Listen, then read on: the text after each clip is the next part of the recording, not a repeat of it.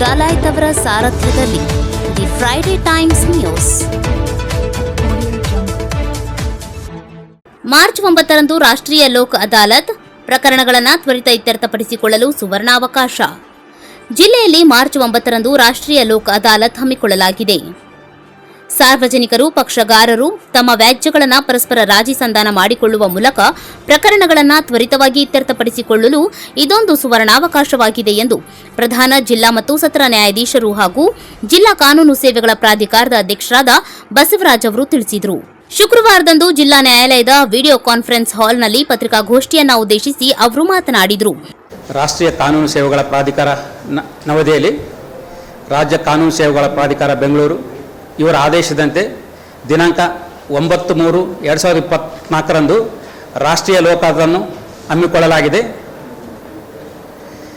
ಈ ಅವಕಾಶವನ್ನು ಕಕ್ಷಿದಾರರು ಸಂಪೂರ್ಣವಾಗಿ ಉಪಯೋಗಿಸಿಕೊಂಡು ತಮ್ಮಲ್ಲಿರುವ ವ್ಯಾಜ್ಯಗಳನ್ನು ಬಗೆಹರಿಸಿಕೊಳ್ಳಬೇಕಾಗಿದೆ ಎಂದು ನಾನು ವಿನಂತಿ ಮಾಡಿಕೊಳ್ಳುತ್ತಿದ್ದೇನೆ. ಇದರಿಂದ ಅವರು ತಮ್ಮ ಆರ್ಥಿಕ ಹೊರೆಯನ್ನು ತಪ್ಪಿಸಬಹುದು ಮತ್ತು ಸಮಯ ಪೋಲಾಗೋದನ್ನು ತಡೆಯಬಹುದು. ಮತ್ತು ಅದೇ ರೀತಿಯಾಗಿ ಅವರು ನ್ಯಾಯಾಲಯಕ್ಕೆ ಕಟ್ಟಿದ ಶುಲ್ಕವನ್ನು ಸಂಪೂರ್ಣವಾಗಿ ವಾಪಸ್ಸು ಪಡೆಯಬಹುದು. ಅದೇ ರೀತಿಯಾಗಿ ಅವರು ಅವರ ಮಧ್ಯೆ ಇರುವ ಸಂಬಂಧ ಮೊದಲಿಂದ ಹೇಗಿದೆಯೋ ಅದೇ ರೀತಿ ಮುಂದುವರೆದು ಒಂದು ಸಮಾಜದ ಒಳಿತಿಗೆ ದಾರಿಯಾಗುತ್ತದೆ.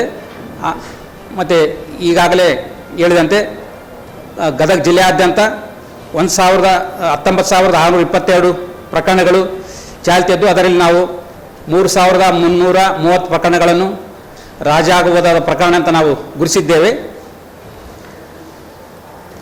ಈ ಪ್ರಕರಣಗಳಲ್ಲಿ ಮುಖ್ಯವಾಗಿ ಸಿವಿಲ್ ದಾವೆಗಳೆಂದರೆ ಮನೆ, ನಿವೇಶನ, ಭೂಮಿ, ಬ್ಯಾಂಕ್ ವಸೂಲಾತಿ ಪ್ರಕರಣಗಳು, ಚೆಕ್ ಬೌನ್ಸ್ ಪ್ರಕರಣಗಳು,